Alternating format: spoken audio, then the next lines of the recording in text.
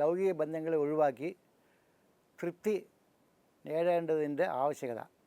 മഹാത്മാക്കളും യോഗികളും മാത്രമാണ് എപ്പോഴും നിത്യതൃപ്തരായി കാണപ്പെടുന്നത്. മറ്റുള്ളവർ ലൗകിക ബന്ധങ്ങളിൽപ്പെട്ട് നട്ടം തിരിയുന്നു. ഈ ബന്ധങ്ങൾ മമതയെ ഉണ്ടാക്കുന്നു. മമതയുടെ തീവ്രത അനുസരിച്ച് മനസ്സിൽ വേദനയും ചിന്താക്കുഴപ്പവും അധികരിക്കും. അതിനാൽ ജീവിതകാലം മുഴുവനും ശാന്തി ലഭിക്കാതെ വന്നേക്കാം. നമ്മളുടെ ആഗ്രഹങ്ങളുടെ പൂർത്തീകരണത്തിനാണ് ഈ ഗൃഹസ്ഥ ജീവിതം പറഞ്ഞിട്ടുള്ളത്. പക്ഷേ അതിൽ തന്നെ ആണ്ടുപോകരുത്. അതിൽ നിന്നും വിട്ടുമാറി അല്ലെങ്കിൽ മോചനം നേടി ജീവിതത്തിൻ്റെ പരമലക്ഷ്യത്തെ പ്രാപിക്കണം. അതിന് ലൗകിക ബന്ധങ്ങളുടെ നശ്വരതയെ മനസ്സിലാക്കി പ്രവർത്തിക്കണം. അമ്മ എപ്പോഴും പറയാറുണ്ട്, നദിയിൽ ഇറങ്ങുന്നത് കുളിച്ച് ശരീരത്തെ ശുദ്ധിയാക്കാനാണ്, അതിൽ തന്നെ കഴിയാനല്ല. അതുപോലെ എന്നേക്കും കുടുംബ ബന്ധങ്ങളുടെ ഇടയ്ക്ക് കഴിച്ചു കൂട്ടുവാനുള്ളതല്ല നമ്മുടെ ഈ ജീവിതം. അതിന് പരമമായ ഒരു ലക്ഷ്യമുണ്ട്, അത് മനസ്സിലാക്കി ജീവിക്കണം. ഏത് ബന്ധവും ജീവിതാന്ത്യം വരെ നിലനിൽക്കുന്നുള്ളൂ. തമിഴിലൊരു പാട്ടുണ്ട്, വീട് വരെ ഉറവ്, വീതി വരെ മனைவி, കാട് വരെ പിള്ളை, കടസി വരെ യാരോ, കടസി വരെ യാരോ. അതായത് ഈ ബന്ധങ്ങൾ അച്ഛൻ, അമ്മ, മക്കൾ, അമ്മൂമ്മ, മുത്തച്ഛനൊക്കെ വീട് വരെയേ ഉള്ളൂ. മരിച്ചു കഴിഞ്ഞ് ശരീരത്തെ ശ്മശാനത്തിൽ കൊണ്ടുപോകുമ്പോൾ ഭാര്യ വീട്ടിൻ്റെ പുറത്ത് വന്ന് റോഡ് വരെ വന്ന് നിൽക്കും. എന്നിട്ട് വീട്ടിൽ തിരിച്ചു പോയിക്കോളും.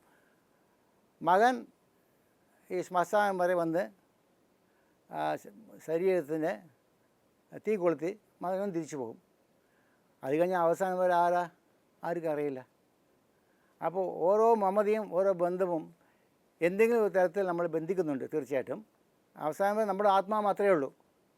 നമ്മൾ ചെയ്ത കർമ്മഫലങ്ങൾ കൂടെ വരും, അത്രയേ ഉള്ളൂ. പിന്നെ നമ്മുടെ ഓരോ മമതയും ഓരോ ബന്ധവും എന്തെങ്കിലും ഒരു തരത്തിൽ നമ്മെ ബാധിക്കുന്നുണ്ട്. ഇപ്പോൾ നമ്മൾ ICU പറയും, പിന്നെ ഇൻറ്റൻസീവ് കെയർ യൂണിറ്റ് ഇപ്പോൾ നോക്കിക്കാണും, പലരും നോക്കിക്കാണും.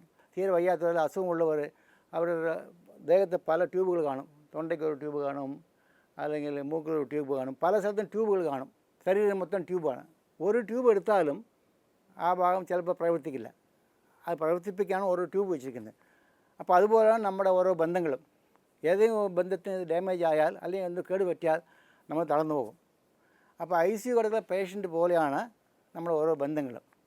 ആ അമ്മ എപ്പോഴും നല്ലൊരു ഉദാഹരണം പറയാറുണ്ട്. ഈ ചുള്ളിക്കമ്പിലിരിക്കുന്ന കിളി അതിൽ നിന്ന് ഇര തിന്നും, പാട്ടുപാടും, ഉറങ്ങും, എല്ലാം ചെയ്തുകൊണ്ടിരിക്കും. പക്ഷേ ഒരു ചെറിയ കാറ്റടിച്ചാൽ പോലും പറന്നു പോകാൻ തയ്യാറായിരിക്കും. ചിറക് വിടത്തിട്ട് പറന്നു പോകാൻ തയ്യാറായിരിക്കും. കാരണം ആ കിളിക്കറിയാം ചെറിയ കാറ്റടിച്ചാൽ ഈ ചുള്ളിക്കമ്പ് മുറിഞ്ഞു പോകുമെന്നറിയാം. അതുകൊണ്ട് പറക്കാൻ തയ്യാറായിരിക്കും. അതുപോലെ നമ്മളും ഈ ലോകബന്ധങ്ങളൊക്കെ ഇത്രയൊക്കെ ഉള്ളൂ എന്ന് മനസ്സിലാക്കി ഈശ്വരനെ നോക്കി പറക്കാൻ നമ്മൾ തയ്യാറായിരിക്കണം. ഇപ്പോൾ അമ്മയുടെ ചെറുപ്പകാലത്ത് നോക്കുകയാണെങ്കിൽ അമ്മയുടെ കുടുംബം വലിയ കുടുംബമായിരുന്നു. അച്ഛൻ, അമ്മ, പിന്നെ സഹോദരികളെല്ലാം വലിയ കുടുംബമായിരുന്നു. അമ്മ 3-ാം ക്ലാസ് 4-ാം ക്ലാസ് കംപ്ലീറ്റ് ആക്കിയില്ല. അമ്മയുടെ അമ്മയ്ക്ക് ഇച്ചിരി അസുഖം വന്നുകൊണ്ട് പഠിപ്പ് നിർത്തേണ്ടി വന്നു. പക്ഷേ എല്ലാ ജോലിയും അമ്മ ചെയ്യും. ഏത് ജോലി ചെയ്യുമ്പോഴും അമ്മ കുടുംബത്തിന് വേണ്ടി ചെയ്താലും അമ്മയുടെ മനോഭാവം എന്തുവായിരുന്നു വെച്ചാൽ ഈ ജോലിയെല്ലാം കൃഷ്ണന് വേണ്ടി ചെയ്യുകയാണ്. ഇപ്പോൾ കൃഷ്ണാർപ്പണമായിട്ടാണ് ചെയ്യുന്നത്. വീട്ടിൽ മുറ്റം തൂക്കുമ്പോൾ കൃഷ്ണൻ ഏത് നേരവും വീട്ടിൽ കയറി വരും. അപ്പോൾ നല്ലോണം ചെയ്യണം പറഞ്ഞ് അമ്മ ആ ചെയ്യുന്ന ജോലി വൃത്തിയായിട്ട് ചെയ്യും. പശുക്കൾ നോക്കുമ്പോൾ കൃഷ്ണന് ഏറ്റവും ഇഷ്ടപ്പെട്ട മൃഗമാണ് പശു. പശുவை നല്ലോണം നോക്കും, അത് കൃഷ്ണന് വേണ്ടി ചെയ്യുന്നതായിട്ട്. പിന്നെ പാചകം ചെയ്യുമ്പോൾ ഇത് കൃഷ്ണന് നൈവേദ്യമാണ്, കൃഷ്ണൻ ഏത് സമയത്ത് വേണമെങ്കിലും ഈ ഭക്ഷണം എടുത്ത് കഴിക്കാൻ വരും. അങ്ങനെ ഒരു സങ്കല്പം അമ്മയ്ക്ക്. അപ്പോൾ ചെയ്യുന്ന ജോലിയെല്ലാം കൃഷ്ണാർപ്പണമായിട്ട് ചെയ്തു. അപ്പോൾ അവർ കുടുംബക്കാർക്ക് ചെയ്താലും ആ ബന്ധങ്ങളിൽ നിന്നുകൊണ്ട് ചെയ്താലും അമ്മയുടെ മനോഭാവം അങ്ങനെയായിരുന്നു. അപ്പോൾ എല്ലാ കുടുംബ ബന്ധങ്ങളും ഈശ്വരനാൽ തരപ്പെട്ടാണ് നമുക്ക്.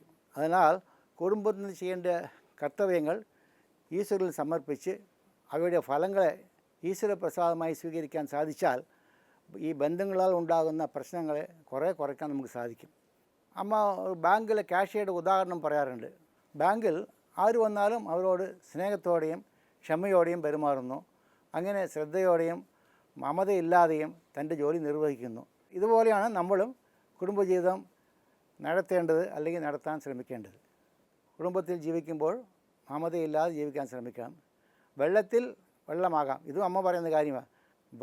വെള്ളത്തിൽ കിടക്കാം, പക്ഷേ വെള്ളത്തിൽ കിടക്കാൻ പാടില്ല. വെള്ളത്തിൽ കിടന്നാൽ വെള്ളം മുങ്ങിപ്പോകും. അതുപോലെ ലോകത്തിൽ ജീവിച്ചാലും ലോകം നമ്മളെ ബാധിക്കാത്ത രീതിയിൽ നമ്മളെ മനസ്സ് തയ്യാറാക്കി എടുക്കണം.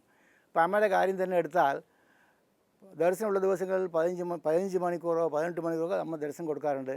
ഈ മൊത്തം സമയം വരുന്ന ആൾക്കാരുടെ ദുഃഖവും അവരുടെ കഷ്ടപ്പാടും കേട്ട് അമ്മ അത് കേട്ടുകൊണ്ടിരിക്കുക അമ്മ. പക്ഷെ എന്നാലും അമ്മ അതൊന്നും ബാധിക്കുന്നില്ല. എന്നാലോ വരുന്നവർക്ക് നല്ല സ്നേഹം കാണിച്ച് അവർക്ക് ആശ്വാസം പകർന്ന് സന്തോഷിപ്പിച്ച് അയക്കും. ഇത്രയും കഷ്ടങ്ങൾ ദുഃഖങ്ങൾ കേട്ടാൽ അമ്മയെ അത് ബാധിക്കുന്നില്ല. അതാണ് അങ്ങനെ ഒരു മനസ്സ് നമ്മൾ തയ്യാറാക്കി വെച്ചിരിക്കുകയാണ്. അതുപോലെ നമുക്കും വിചാരിച്ചാൽ സാധിക്കും. പക്ഷേ ആരെയും നമ്മൾ സ്നേഹിക്കാണ്ടില്ല. എപ്പോഴും ദുഃഖം മാത്രമേ പറയുന്നുള്ളൂ. അവരോടത്ത് ദേഷ്യമോ ഒന്നും അമ്മയ്ക്കില്ല. അവർക്ക് വേണ്ടത് ചെയ്തു കൊടുക്കുന്നു. പക്ഷേ അതേ സമയത്തിൽ ഇതൊന്നും തന്നെ ബാധിക്കാത്ത രീതിയിൽ അമ്മ ജീവിച്ച് കാണിക്കുന്നത്. നമുക്ക് വേണ്ടിയാണ് അമ്മ ജീവിച്ച് കാണിക്കുന്നത്. അപ്പോൾ ശ്രമിച്ചാൽ ബന്ധങ്ങളിൽ നിന്നുകൊണ്ട് തന്നെ നമ്മളെ അലട്ടാത്ത രീതിയിൽ നമ്മൾക്ക് ജീവിതം മുന്നോട്ട് കൊണ്ടുപോകാൻ പറ്റും.